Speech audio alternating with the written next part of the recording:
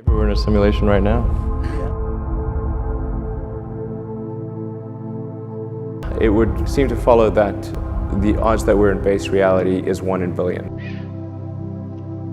So when maybe you or somebody else creates an AGI system and you get to ask her one question, what would that question be? What's outside the simulation?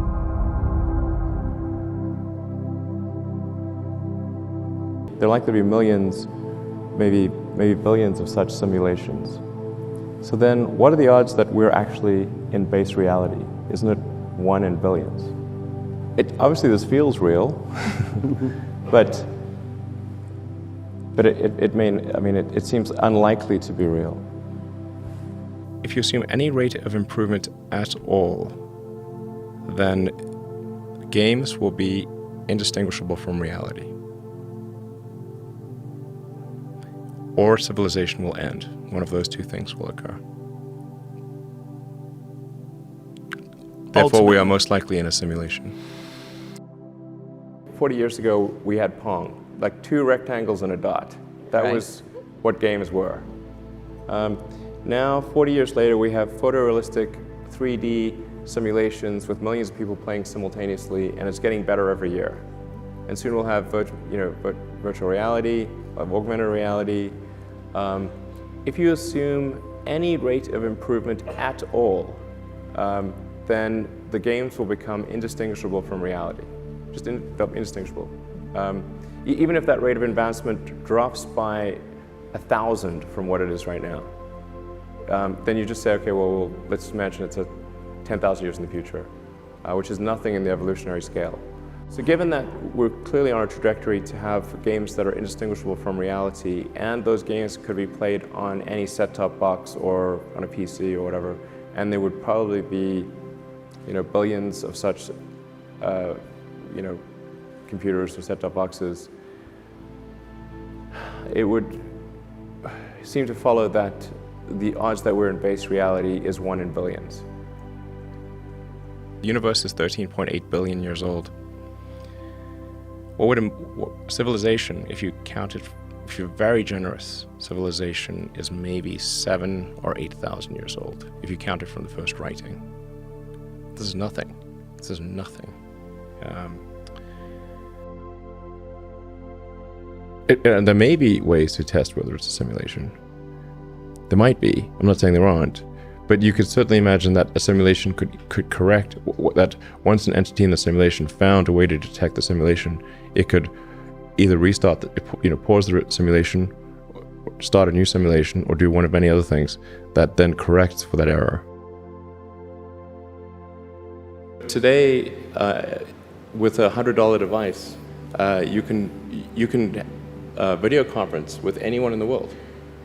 On the other side of the world, and if you have a Wi-Fi connection, it's basically free. Free to have an instant visual communication with anyone, or even with millions of people. With social media, you can communicate to millions of people simultaneously. You can Google something and ask any question. It's like an oracle of wisdom that you can ask almost any question and get an instant response. It would have been incredibly difficult to predict these things in the past, even the relatively recent past. So I think the one thing that we can be quite certain of is that any predictions we make today for what the future will be like in 50 years will be wrong. If civilization stops advancing, then that may be due to some calamitous event that erases civilization. So maybe we should be hopeful that this is a simulation, because otherwise, either we're going to create simulations that are indistinguishable from reality, or civilization will cease to exist. Those are the 2 options. I think most likely, this is just about probability, there are many, many simulations. These simulations we might as well call them reality, or you could call them the multiverse. Well, when we create a simulation, like a game or a movie, it's a distillation of what's interesting about life. It could take a year to shoot an action movie, and then that's all distilled down into 2 or 3 hours. So let me tell you, if you see an action movie being filmed, it's boring, super boring. There's like lots of takes. Everything's in a green screen.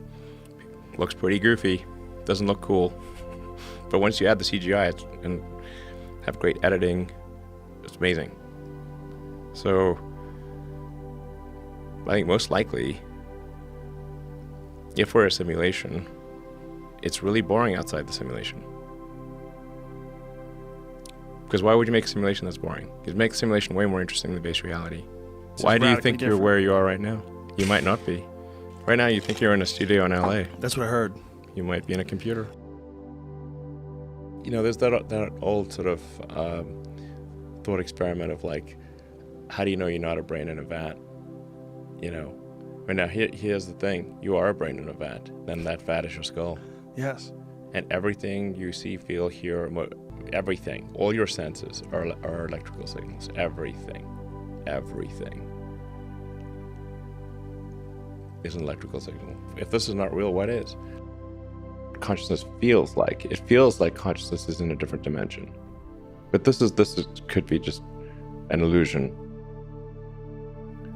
You know, if you damage your brain in some way physically, you damage your consciousness, which implies that consciousness is a physical phenomenon, in my view. The thing is that I think are really quite likely is that digital intelligence will be able to outthink us in every way, and it will still be able to simulate what we consider consciousness, so to a degree that you would not be able to tell the difference. From what I've heard of Oculus Rift and some of the other immersive technologies, that it's quite transformative. You really feel like you're there, and then when you come out of it, it feels like reality isn't real. So I think we'll see probably less physical movement in the future as a result of the virtual reality stuff. If you extrapolate into the future and say, well, how good, let's say, will video games be in 100 or 200 or 1,000 years from now?